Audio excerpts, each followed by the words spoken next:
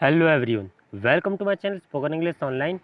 तो आज की क्लास में हम यूज़ ऑफ प्रीपोजिशन के अंदर यूज़ ऑफ अप और यूज़ ऑफ डाउन को देखेंगे। तो स्टार्ट करते हैं।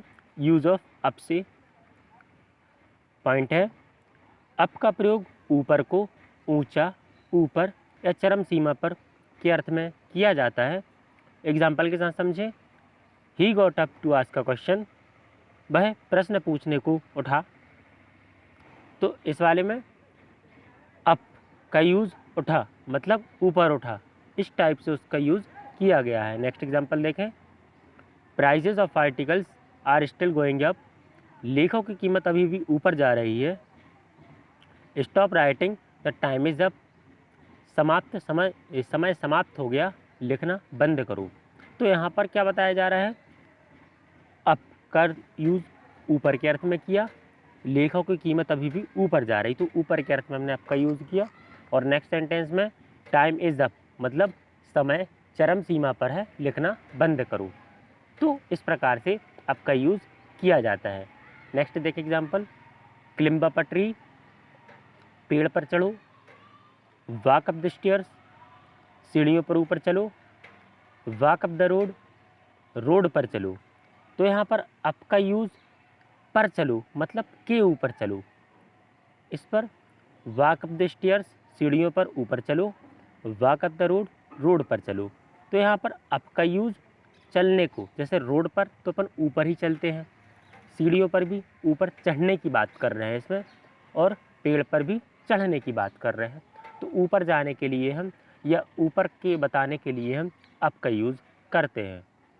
नेक्स्ट देखें, कुछ फ्रेजेस दिए हैं, फिर उनका इंग्लिश मीनिंग और हिंदी मीनिंग। फ्रेजेस में क्या होता है, अप से मिलके जो फ्रेज बन रहे हैं, अप का यूज़ ऊपर या ऊंचे की बात करते हैं, लेकिन जब वो फ्रेज बनता है तो उसका अर्थ कुछ डिफरेंट ही हो जाता है। ठीक है, ठीक है। तो फर्स्ट फ्रेज देखें, up and down.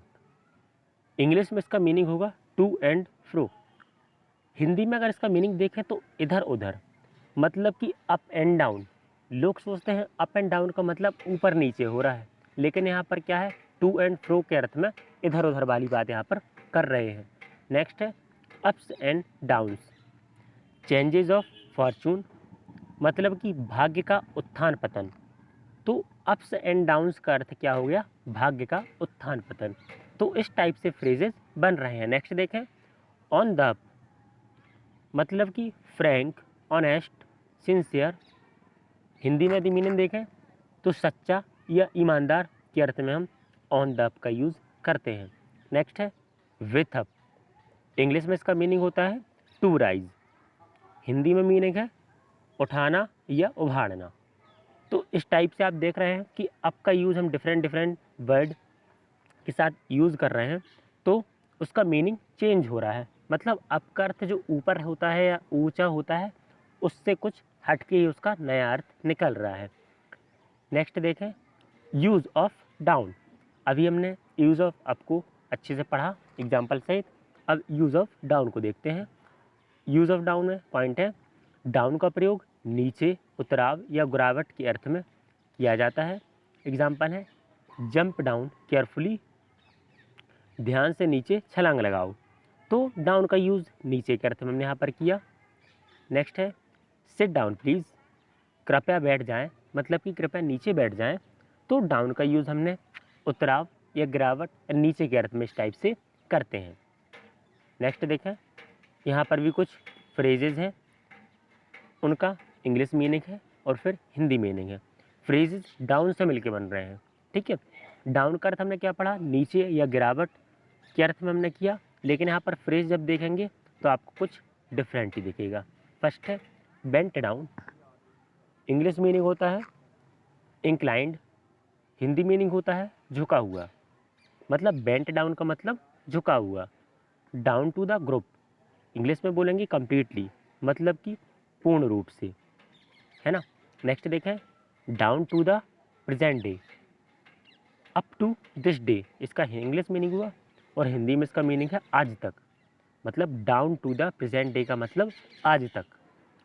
To get down, English में इसका मीनिंग है टू डिसेंड, और हिंदी में मीनिंग है उतरना। नेक्स्ट है टू हिच डाउन, इंग्लिश में मीनिंग है टू साइलेंस, और हिंदी में उसी का मीनिंग हुआ चुप करना।